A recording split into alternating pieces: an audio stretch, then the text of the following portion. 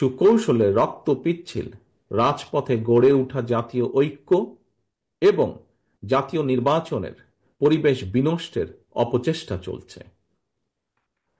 জাতীয় ঐক্য এবং জাতীয় নির্বাচনের পরিবেশ বিনষ্টের চক্রান্তের বিরুদ্ধে আমি আজ দেশের কৃষক, শ্রমিক জনতা, আলেম ওলেমা, পীর মাশায়েখ তথা সকল শ্রেণী পেশার মানুষকে, আপনারা আজ এখানে যারা উপস্থিত হয়েছেন, আপনাদের প্রত্যেকের মাধ্যমে তাদেরকে সতর্ক থাকার আহ্বান এবং অনুরোধ জানাই। Walton Washing Machine, simplifying life with hassle-free washing. যারা বাংলাদেশকে তাবেদার রাষ্ট্র বানিয়ে রাখতে চেয়েছিল, তাদের ষড়যন্ত্র কিন্তু এখনো থেমে নেই। সংস্কার কিংবা স্থানীয় নির্বাচন এসব ইস্যু নিয়ে জনগণের সামনে এক ধরনের ধূম্র জাল সৃষ্টি করা হচ্ছে। রাষ্ট্র এবং রাজনীতিতে সংস্কার একটি ধারাবাহিক প্রক্রিয়া। বিএনপির কাছে সংস্কারের ধারণা নতুন কিছু নয়। সরকারে কিংবা বিরোধী দলে বিএনপি যখন যে অবস্থানেই দায়িত্ব পালন করেছে, জনগণের আকাঙ্ক্ষাকে ধারণ করে সময়ের পরিপ্রেক্ষিতে সব সময় রাষ্ট্র, সরকার ও রাজনীতিতে প্রয়োজনীয় সংস্কার করেছে বিএনপি এবং করার চেষ্টা অব্যাহত রেখেছে।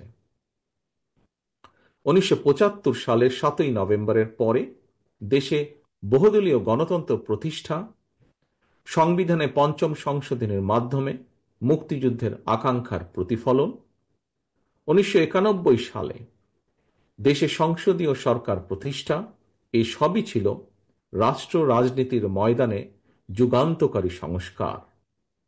এছাড়াও বিভিন্ন মেয়াদে রাষ্ট্র পরিচালনার দায়িত্বে থাকাকালে বিএনপি সরকার স্কুল কলেজে বিনা বেতনে মেয়েদের শিক্ষার সুযোগ সৃষ্টি, রাষ্ট্র ও সমাজে মুক্তিযোদ্ধাদের যথাযথ মূল্যায়ন নিশ্চিত করতে মুক্তিযুদ্ধ মন্ত্রণালয় প্রতিষ্ঠা, বিশ্বের তথ্য প্রযুক্তির সঙ্গে তাল মিলিয়ে বাংলাদেশকে প্রস্তুত রাখতে বিজ্ঞান এবং তথ্য প্রযুক্তি বিষয়ক মন্ত্রণালয় প্রতিষ্ঠা, প্রবাসী বাংলাদেশিদের কল্যাণ নিশ্চিত করতে প্রবাসী কল্যাণ ও বৈদেশিক কর্মসংস্থান মন্ত্রণালয় প্রতিষ্ঠা,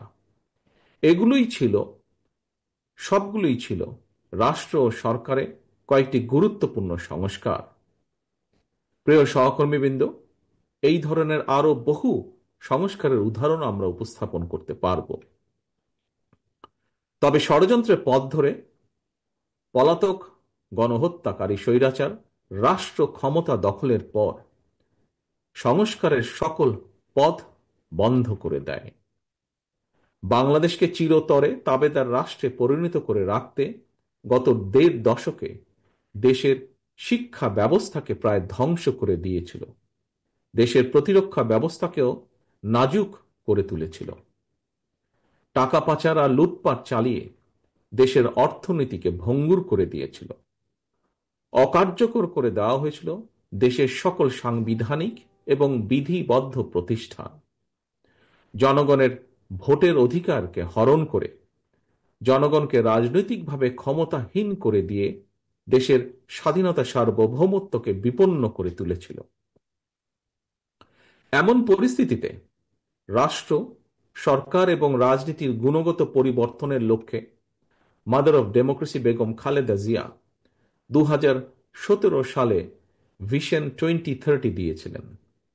এরই ধারাবাহিকতায় 2022 সালে বিএনপি 27 দফা কর্মসূচি,